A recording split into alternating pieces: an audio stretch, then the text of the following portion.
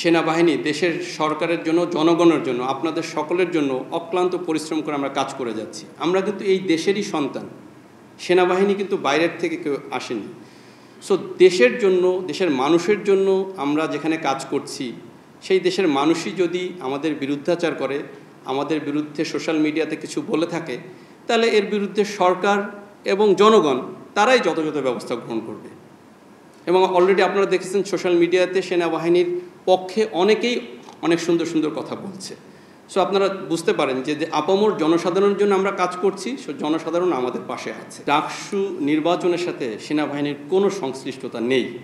আমরা এর আগেও সংবাদ মাধ্যমে, আইএসপিআর মাধ্যমে জানিয়েছি, স্পষ্টভাবে বলে দিয়েছি এই ডাকসু নির্বাচনের সাথে আমাদের কোনো সংশ্লিষ্টতা নেই।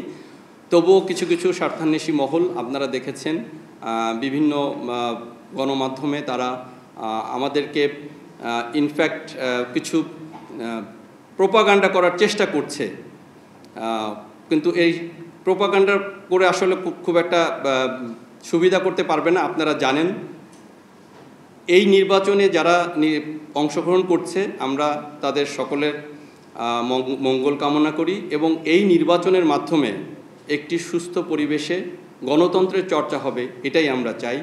এবং এই নির্বাচনের মাধ্যমে সুস্থ পরিবেশে যে নির্বাচনের চর্চা হোক, এটা আমাদের সকলের আশা। এখন রাজবাড়ির ঘটনাটি আমরা অনেক পরে জানতে পেরেছি, বাট আমরা যখনই জানতে পেরেছি সাথে সাথে সেখানে আমাদের সেনাবাহিনী মোতায়েন করা হয়েছে এবং সেনাবাহিনী মোতায়েন করার পরেই কিন্তু রাত 11টার পরে আপনার সিচুয়েশনটা কন্ট্রোলে এসছে। তো এখানে পুলিশ কাজ করছে, যারা যারা এর সাথে জড়িত ছিল তাদেরকে গ্রেপ্তার করার জন্য পুলিশ এবং সেনাবাহিনী তৎপর আছে। আশা করছি এই সিচুয়েশনের উন্নতি হবে। গুম কমিশনের বিষয় নিয়ে যে গুজব, সেটা আসলে গুজব। কেননা গুম কমিশনের জন্য, ইনভেস্টিগেশনের জন্য আমাদের যাদেরকে ডাকা হয়েছে সবাই গুম কমিশনের সাথে কথা বলেছে, সর্বাত্মক সহযোগিতা করেছে এবং এখনও সহযোগিতা করে যাচ্ছে। ভবিষ্যতে যদি কোনো সহযোগিতা দরকার হয় বাংলাদেশ সেনাবাহিনী সে সহযোগিতা করে যাবে। সো এই বিষয়ে কোনো কিছু যদি আপনারা শুনে থাকেন সেটা রিয়েলি গুজব। ইলেকশন কমিশন আমরা জেনেছি যে সেনাবাহিনীকে সম্পৃক্ত করা হবে। এখন পর্যন্ত ইলেকশন কমিশন থেকে আমরা কোনো ফর্মাল কোনো নির্দেশনা পাইনি, বাট আমাদের মধ্যে একটা প্রস্তুতি অবশ্যই রয়েছে।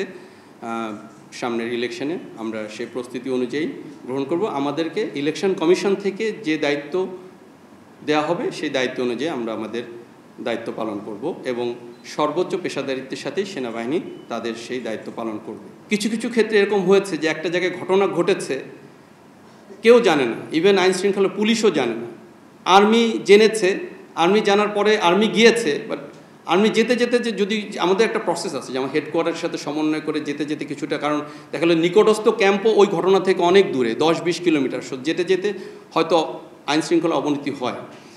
আপনারা এটাও জানেন যে মোহাম্মদপুরে একটা মব যখন সৃষ্টি হয়েছিল, ওইখানে পাশ দিয়ে আমাদের একটা পেট্রোল যাচ্ছিল, সেই পেট্রোলের উপস্থিতিতে ওইখানে 2 জন মানুষ প্রাণে বেঁচে গিয়েছে। তো আমরা যেখানে যতটুকু সম্ভব আমরা চেষ্টা করছি যে আইন শৃঙ্খলাটাকে উন্নতি করার জন্য। আসলে এভরি ডোর স্টেপে তো থাকা সম্ভব না, আপনারা জানেন আমাদের লিমিটেশন আছে। আমরা প্রত্যেক কিলোমিটারে কিলোমিটারে আমাদের ক্যাম্প স্থাপন করা সম্ভব না। আমরা চেষ্টা করে যাচ্ছি, ইনশাল্লাহ ভবিষ্যতে আইন শৃঙ্খলার আরও উন্নতি হবে আশা করছি।